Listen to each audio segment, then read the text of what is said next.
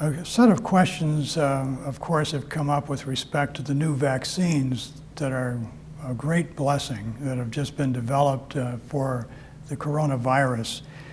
And so public health experts are recommending that everyone take these vaccines to combat the pandemic.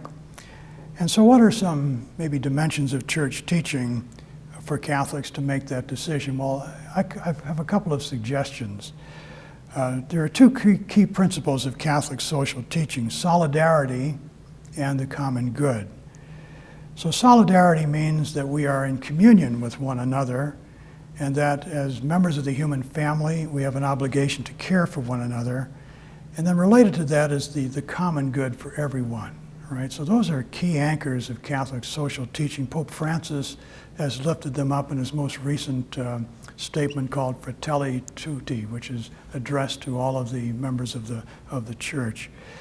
So we need to care for one another and to protect the most vulnerable among us. And so it's an act of charity for us to take the vaccine.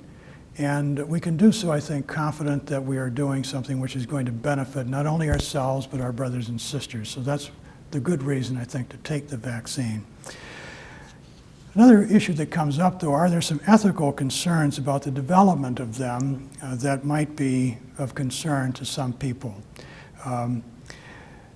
It's important to realize that the Pontifical Academy for Life on 3 occasions has addressed this issue about how vaccines are developed. As you may know, technically, there are cell lines that are used to develop the vaccine, and some of these cell lines have an ancestor from an aborted fetus that was done in the 1960s. And so obviously we want to make sure that we do nothing to violate the dignity of human life or to endorse any form of abortion or direct harm to innocent life. But here's where the Pontifical Academy is very, very insightful, namely that our connection, if you can call it that, is very, very remote with these cell lines. They've gone through several generations. And so because of the fact that we are only remotely associated with them, and given the fact that there is an important human social good to receive the vaccine, the Pontifical Academy for Life has come out in favor of the vaccine. The Vatican has just recently affirmed that. And the American bishops, their Committee for Pro-Life Activities, Archbishop Naumann and Bishop Rhodes, have made a very clear statement endorsing the vaccine. So I think we can be safe to take them. So given the importance of protecting individuals, any association with these original cell lines, as I say, is very indirect and remote.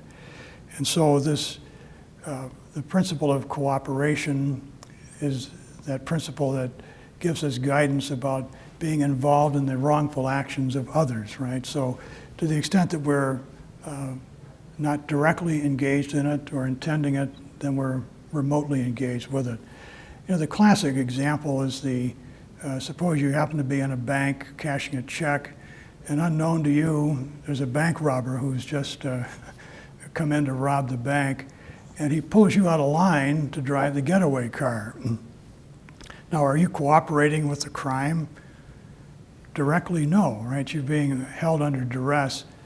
In some sense, you might be, quote, cooperating, but it's not direct or immediate cooperation. It's only tangential, right, at the very most. So that's the difference, right? So we're talking about a level of remote engagement with these original cell lines. So the Vatican has been very careful, and that's been true of the 2 vaccines that we have, the Pfizer vaccine and the Moderna vaccine. Their development has no relationship. However, some of the testing that was associated with the vaccines does have some connection with these original cell lines. So that's just a technical distinction. But the bottom line takeaway is that it's safe to take the vaccine, and there are no moral reservations on the part of the Church with taking the vaccine. So what about distribution of the vaccine? Who should have access to it? Obviously, we want to make sure that it's available as widely as possible. One of the principles of Catholic teaching is the preferential option for the poor, which means that we should have a special concern for the most vulnerable among us. our elderly folks, for example, or those who have lack of access to appropriate medical care. So we need to have a special tenderness and concern for them. So the vaccine should be affordable and available. And so I think my bottom line is this. So take the vaccine. Do it for yourself and do it for your neighbor. It's the Christ-like thing to do.